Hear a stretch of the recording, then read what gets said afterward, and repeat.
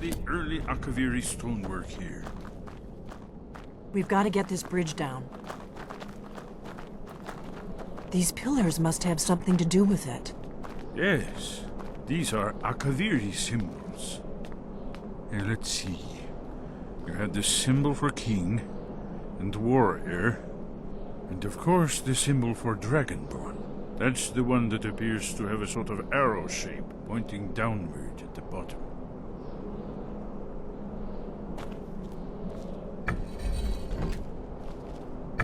Yes, that's it. The symbol on the pillar on the left.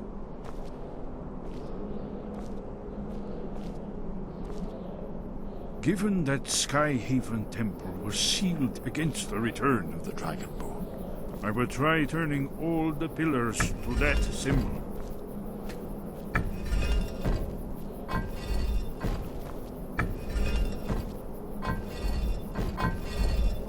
Whatever you did, it worked. Let's see what those old blades left in our way.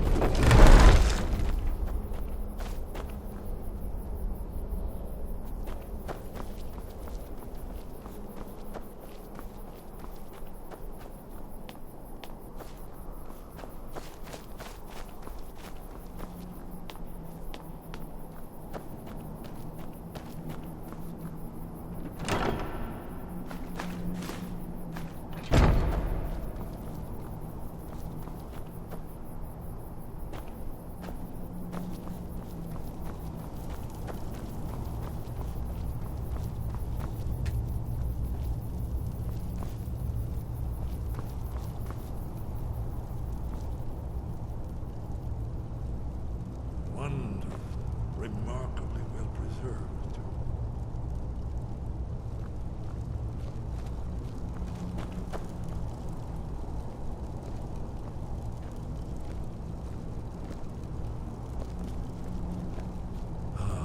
Here's the Blood Seal, another of the lost Akaviri arts.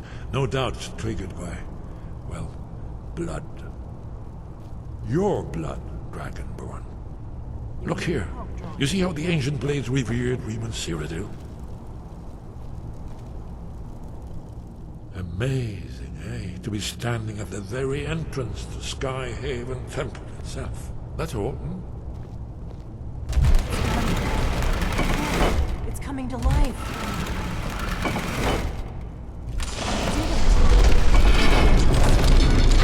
After you, you should have the honor of being the first to set it.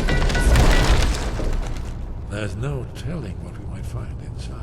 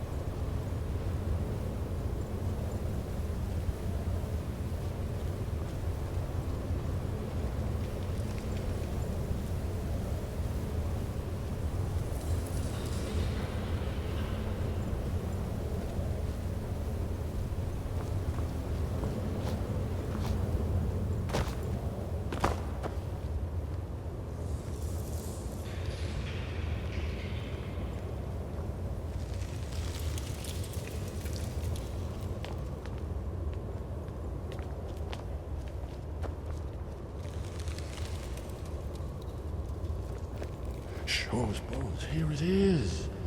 Alduin's Wall, so well preserved, huh? I've never seen a finer example of early Second Era Kaviri sculpture and relief. Esbern, we need information, not a lecture on art history.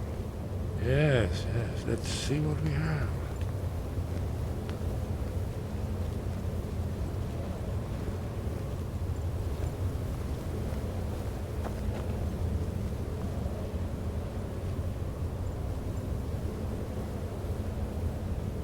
Look, here is Alduin. This panel goes back to the beginning of time, when Alduin and the dragon cult ruled over Skyrim. Here, the humans rebelled against their dragon overlords, the legendary Dragon War. Alduin's defeat is the centerpiece of the wall. You see, here he's falling from the sky. The Nord Tongs, masters of the voice, are arrayed against him.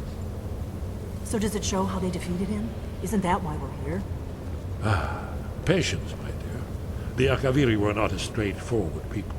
Everything is couched in allegory, mythic symbolism. Yes, yes. This here, coming from the mouths of the Nord heroes, this is the Akaviri symbol for shout. But there's no way to know what shout is meant. You mean they used a shout to defeat Alduin? You're sure? Oh yes, presumably something rather specific to dragons, or even Alduin himself. Remember, this is where they recorded all they knew of Alduin and his turn. So we're looking for a shout then. Damn it. You ever heard of such a thing? A shout that can knock a dragon out of the sky? You're probably right. I was hoping to avoid having to involve them in this, but it seems we have no choice. If they had their way, you do nothing but sit up on their mountain with them and talk to the sky or whatever it is they do. The Greybeards are so afraid of power that they won't use it. Think about it.